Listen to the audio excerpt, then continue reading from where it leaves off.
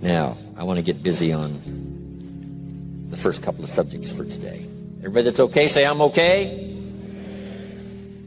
Here's the first subject that I've found so interesting. I want to share it with you. Then I want to talk about personal development, the subject that I started listening to age 25 that revolutionized my whole life, from my mentor, Mr. Earl Schoaf. Here's an interesting subject. Just jot it down now. It's called Enlightened Self-Interest. Enlightened self-interest. It's a fascinating study to study the idea of self-interest. But just make this note, all of us, have self-interest. The key is for it to be enlightened so that everybody wins and no one loses. Our first interest is to survive. What does it take to survive? Our second interest is to succeed. What does it take to succeed? What does it take for me personally to survive and to succeed? Can I legitimately be interested enough in the things that help me both succeed and survive? And here's what I discovered. The answer is yes. It's possible to exercise self-interest, but to do it in such a way that no one loses, everyone benefits. Key phrase. Life was not designed to give us what we need. Life was designed to give us what we deserve. We do not reap a harvest in the fall because we need it.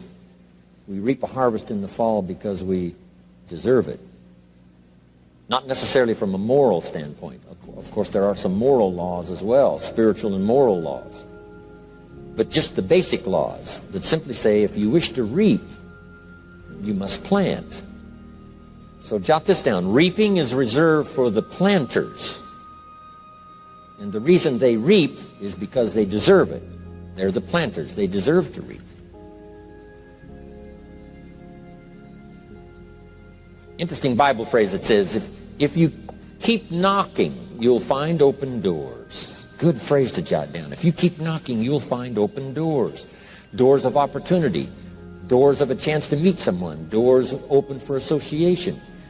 Doors open to find someone special. Doors open to find a unique business colleague. If you keep knocking, the phrase says, doors of opportunity are open to those who continually knock. So we don't find open doors of opportunity because we need them. We find them because we deserve them. Only those who knock deserve to find an open door. But the promise is, if you continually knock, you'll find doors of opportunity. It says, if you search, you will find. So make the note, it's good. Finding is reserved for the searchers because they deserve it. Now, at first they may have needed it, but they now know that just needing it is not sufficient. But if they need it, now they must qualify for it. The reason why you're going to be blessed with good ideas this weekend is because you've come searching. You've gotten on an airplane to come searching. Got in your automobile to come searching. You got here searching. Now you're ready to receive. And for those who search, they will find answers. They will find plans, imagination to stir yourself into action for future benefit. So if you search, to find a good idea, you must go looking, go searching. You've got to go to church.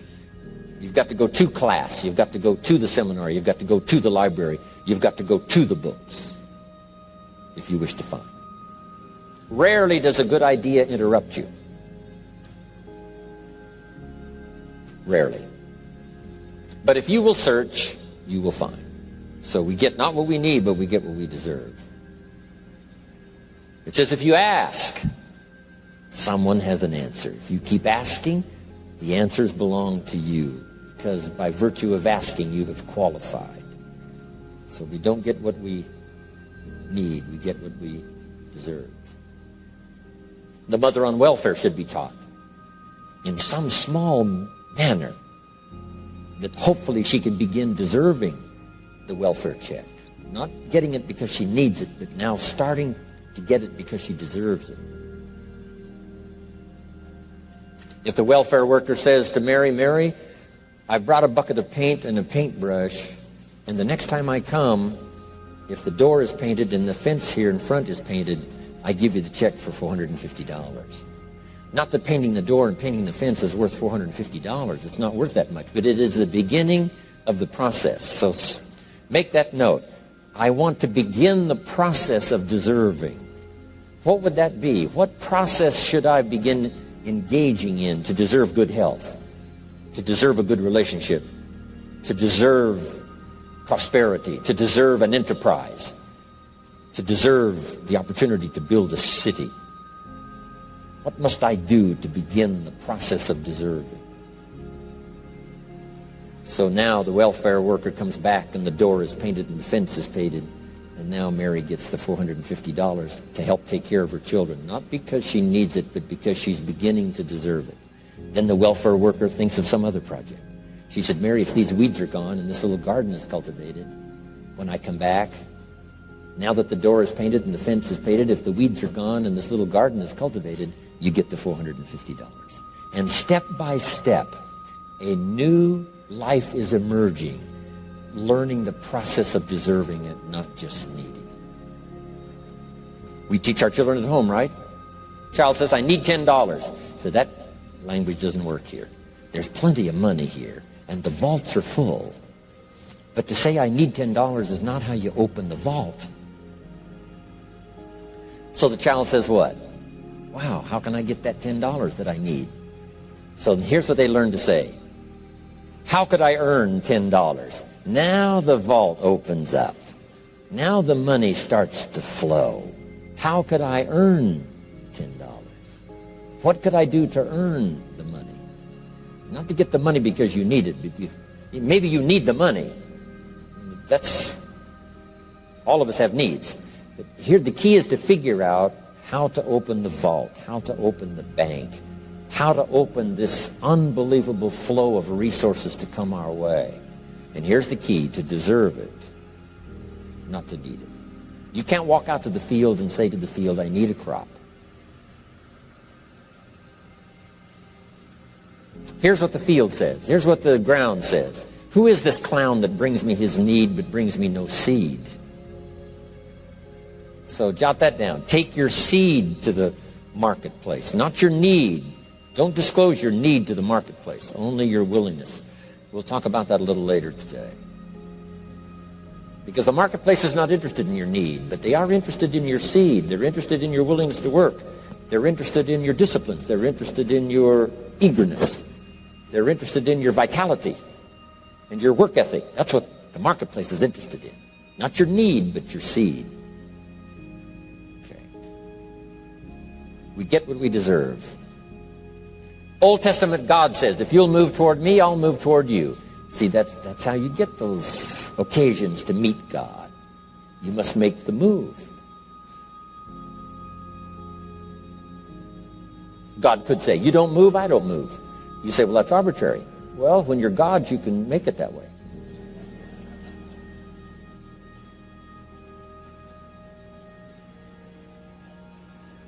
So, the law says if you wish to receive, now let's talk about enlightened self-interest. If you wish to receive, and we would call the wish to receive self-interest.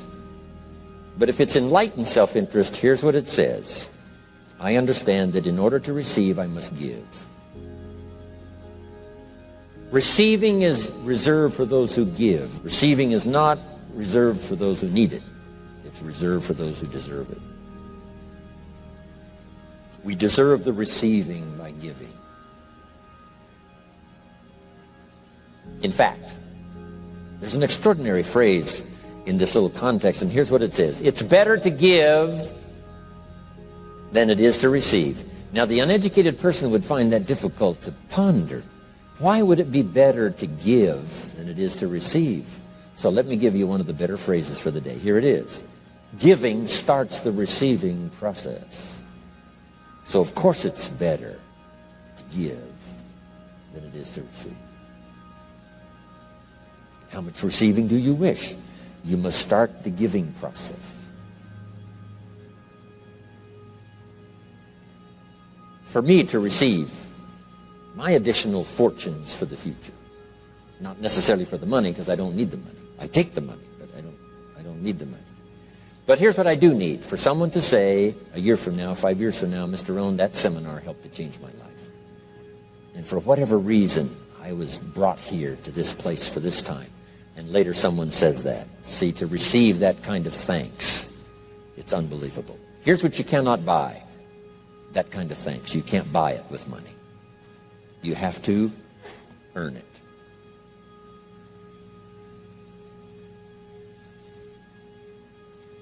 Now let's expand a little further now. It's called the law of riches and wealth. In our own self-interest, if we wish to be rich and wealthy and prosperous and healthy and all the valuable things we can think of for the human experience, how could we get there? It's understanding the law of enlightened self-interest and the law of deserving. The question was asked in the Bible, how can we be great? What is the key to greatness? Great wealth, great return, great accolades, trophies to put on the mantle above the fireplace. How can we get great respect, great riches, great abundance for ourselves? How can we get that? And the answer was given, and here was the answer. Find a way to serve. Find a way to serve the many. So I paraphrase it to read this. Service to many leads to greatness. Service to many leads to greatness. Someone says, well, about the best I can do is take care of myself. That's okay. Self-care, has its own reward, but it's very limited. Somebody says, I can't be worried about other people's problems. I got enough problems of my own. That's okay. Self-defense is okay. Self-preservation is okay, but it has a very limited reward. If you wish to change that into abundance and prosperity and uniqueness, then here's what you must do. Help solve other people's problems.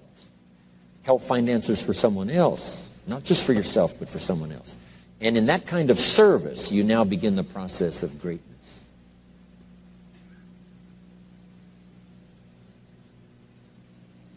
Someone asked the question, how can I be ruler over many? How could I manage a lot of people? How could I be the leader of a vast movement or enterprise? Here was the answer. Nothing wrong with that wish. We call that self-interest of the highest kind. Wishing to be the manager, the ruler, wishing to be presiding over many people. Here was the answer. Be faithful when the amounts are small. Be faithful when there's just a few. Be disciplined when there's only a few. That starts to entitle you to someday be ruler over many. You say, well, if I had a big organization, I'd really run it with a strong hand and I'd be a fabulous leader. But I've only got a few and I don't know where they are. See, that's not going to work. If you wish to preside over riches, you must start when the amounts are small. Someone says, if I had a fortune, I'd really take good care of it, but I've only got a paycheck, I don't know where it goes. See, not knowing where it goes disqualifies you now for presiding over the fortune. We've all heard that, right? I don't know where it all goes. Did you ever hear that expression? Oh, we'd love to have you run the company. You don't know where it all goes.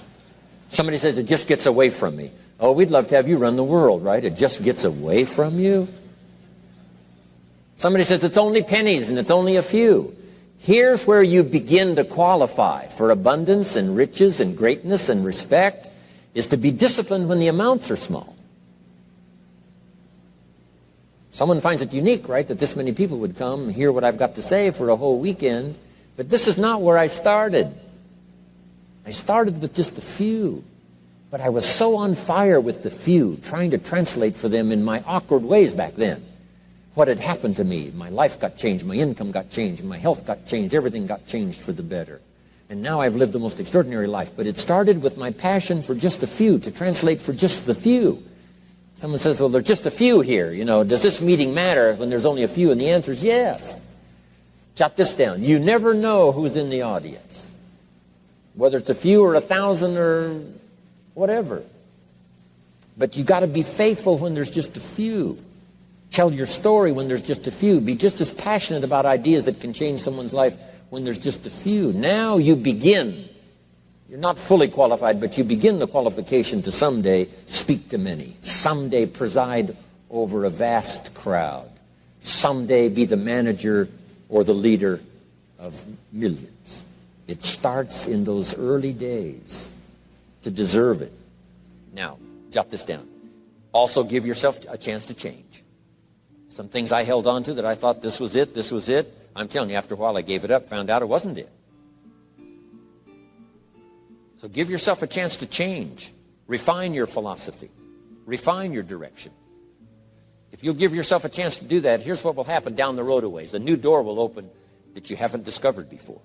Give yourself a chance to change. Reevaluate.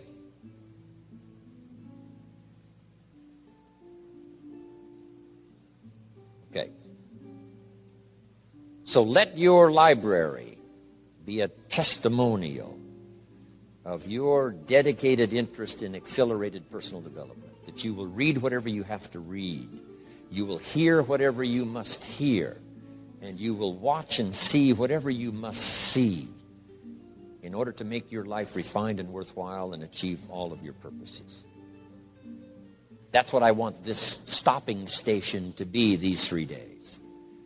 Just to come here and sit for a while and listen and ponder and take notes and work hard and see if you can't absorb, get all that you possibly can here so that it will start to refine your life even before you get on an airplane and fly back to wherever you came from, before you get in your car and drive away.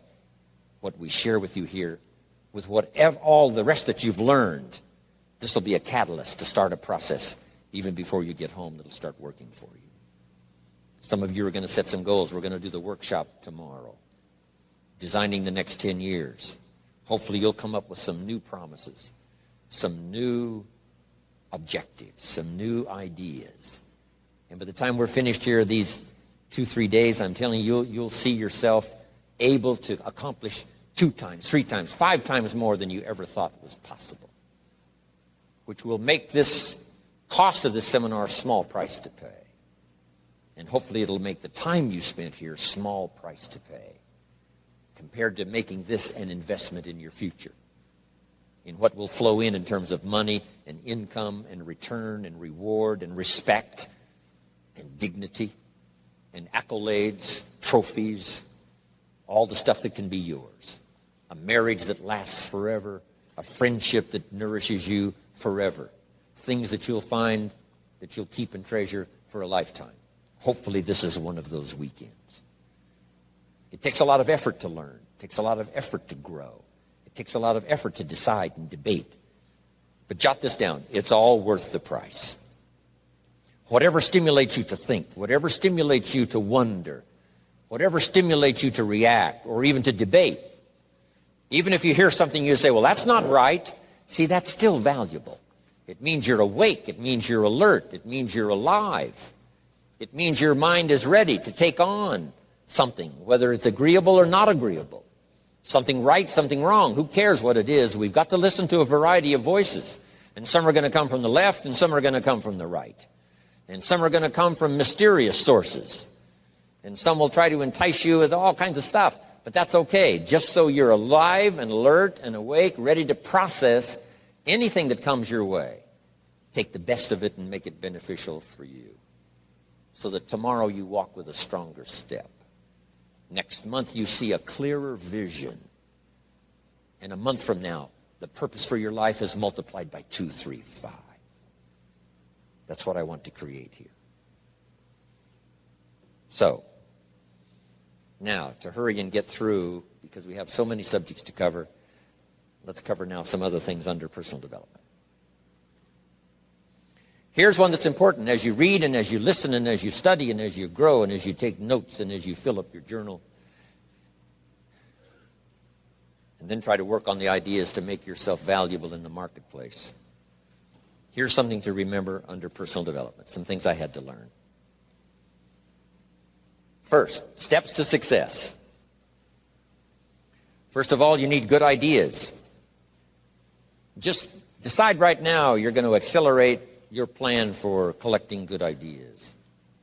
Ideas for your life, ideas for your health, ideas for your marriage, your relationships. Ideas that stimulate. One idea sometimes leads to the next, needs to the next. And the 4 or 5 ideas in the future that really thrust acceleration into your life, you couldn't have gotten unless you went through the first one and the second one and the third one. Next, you need good plans. So we're going to talk about time management and game plans tomorrow. You need a good health plan. Traveling around the world, you can imagine the kind of health plan I have to have. If I didn't have a superb, extreme, got to underline the word extreme, if I didn't have a superb, extreme health plan, do you think I could travel all over the world? People look at my calendar and say, impossible. I'm the only one that can do it. Everyone else is too young. Incredible. But I've got to be extremely healthy. I can't let up at all in terms of diet and nutrition, exercise, all that stuff in order to stay healthy. So a good health plan, a good family plan. Here's a good one, a good marriage plan. Some people just go along married with their fingers crossed. You've got to have a better plan than that. Some are whistling in the dark, hoping everything will work out. Not a good plan. You need a good plan for how to use the day. We'll talk about that tomorrow. Best kept secret of the rich, how to use your time. A good plan to meet the right people over the right amount of time to stimulate your life. You need a game plan for lifestyle. We'll talk about that later.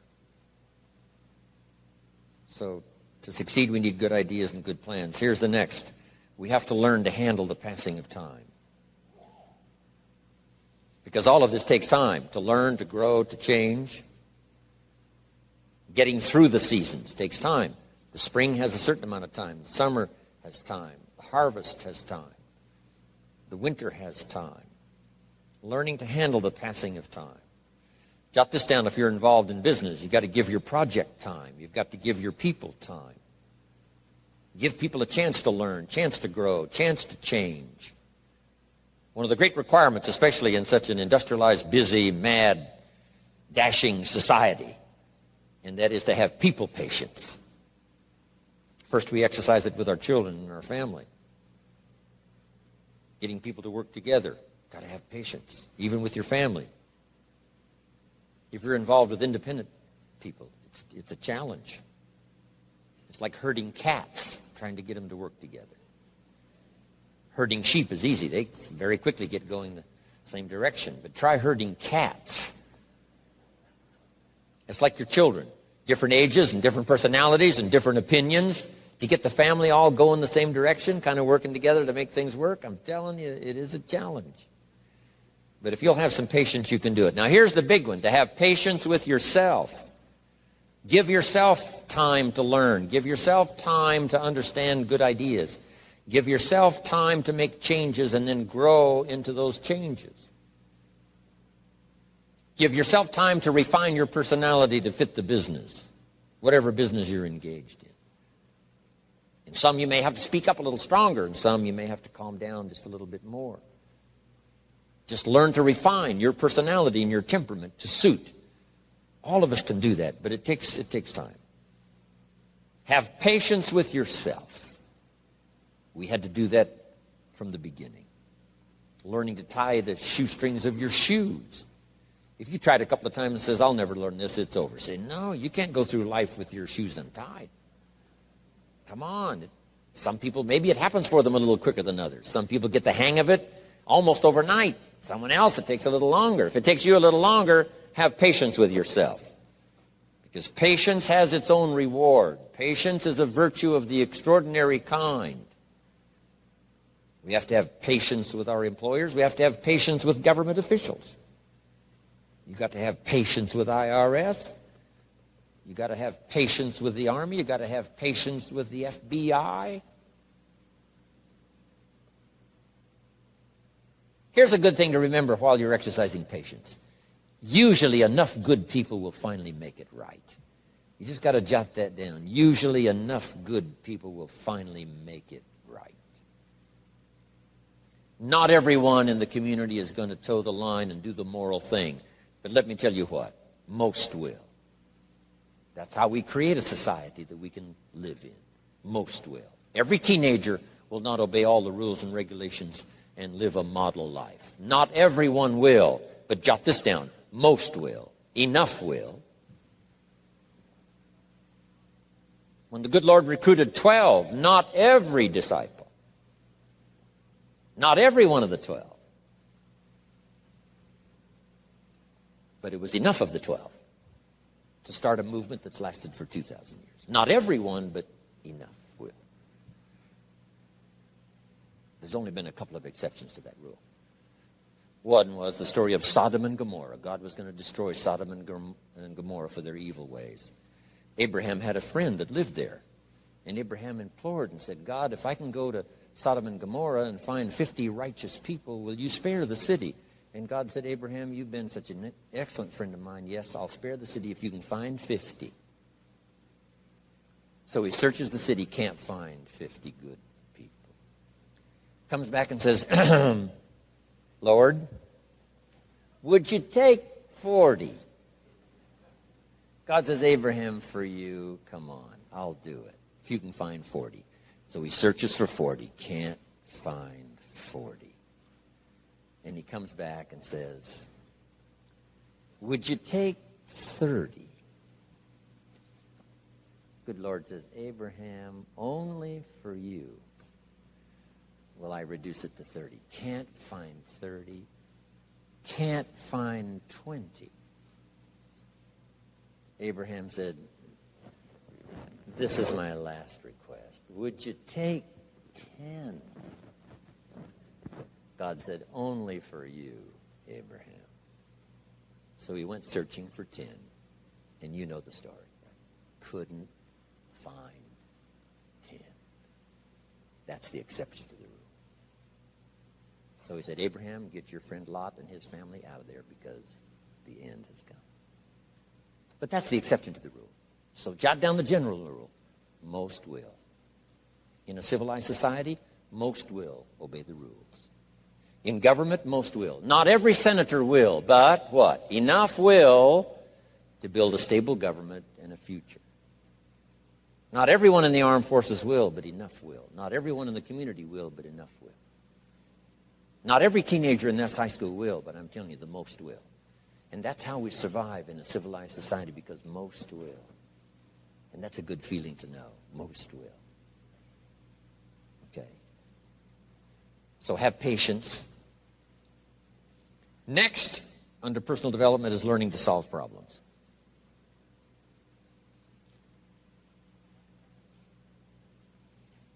By the way, having patience with the seasons takes time to develop the crop.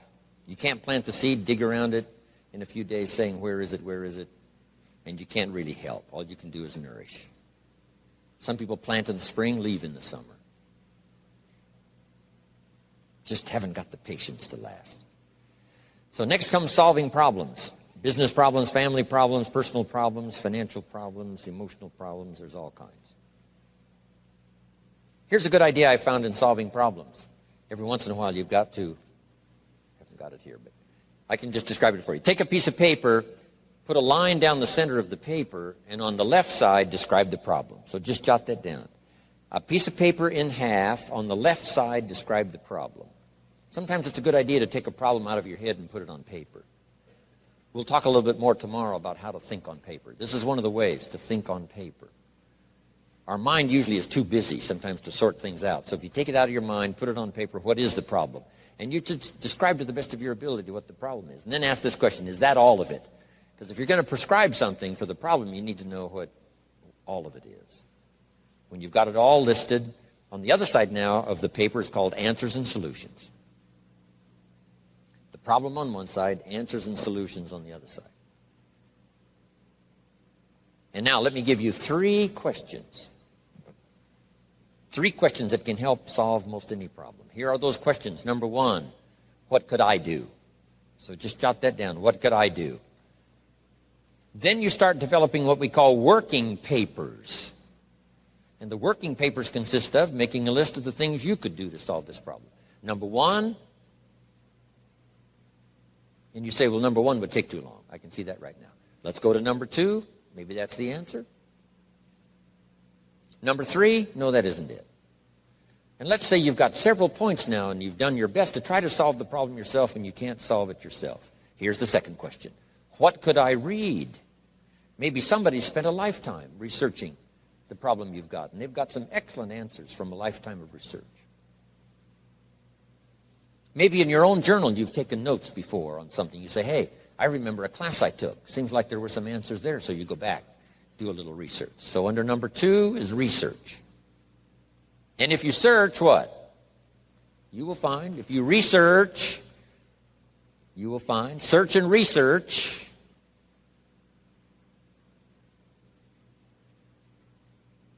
Now, research as soon as possible, because if the problem is severe, you don't want to wait till too late. My friend Kenny comes to me and says, he just lost a beautiful lady, fabulous lady. They got a divorce. She was really something. Then after his divorce, he comes to me and says, it's over. But he says, something strange. He said, I found a book in my own library that I think would have saved my marriage if I had read it before my divorce. And it was a book entitled How to Live with Another Person. He said, I should have read that book a long time ago. He finally read it, but it was a little late. It's like reading a book on nutrition after you've had a heart attack, right? I mean, that's good. That is good. But gosh, it's so much better to read it before. Spare yourself the agony and the lost time and maybe the loss of your life. Now, if you tried to solve it yourself and you can't solve it and you've researched and it doesn't seem like you've got the answer, here's number three. The third question is, who could I ask? Is there someone around me that might have the answer to my problem? Now, under that, put this. Don't ask first now. Try to solve it yourself. Develop some working papers. What you think you might do, that still isn't it. Here's some books I've read. This guy's crazy. This guy, no answers, haven't got it. Now I ask. But if you now can show your working papers to who you ask, you can't believe how swift the answer will come. All of us have heard this, but let's remind ourselves one more time and put it in your notes. We all love to help people who, first of all, try to help themselves. Back to the philosophy of deserve. I've tried to work it out, haven't got the answer. Maybe you can help me. Somebody is very willing to help you if they know you've tried first to help yourself. It works that way with our children, right? My daughter Linda, before she got married, used to travel a lot. She comes to me and said, Daddy, I'm headed for Thailand. I said, wonderful. She said, I've saved up my money. I said, fantastic. She said, I've got $1,000. I said, wonderful. She said, the kids wanted to go here, wanted to go there. I didn't go. They wanted to buy this, wanted to buy that. I didn't buy. I got my money put aside, $1,000. I said, Linda, unbelievable. You must be my daughter. That's fantastic. Now, she said, to make the trip, I only need a couple of thousand more. An easy 2,000, right? But she knew she couldn't get the whole three. But she knew that if she worked hard to the best of her ability and put that first 1,000 together, the next two was easy, right? Okay. So, develop your working papers. Do your best to solve problems. Here's why you try to solve it on your own first. You need the mental and emotional muscle.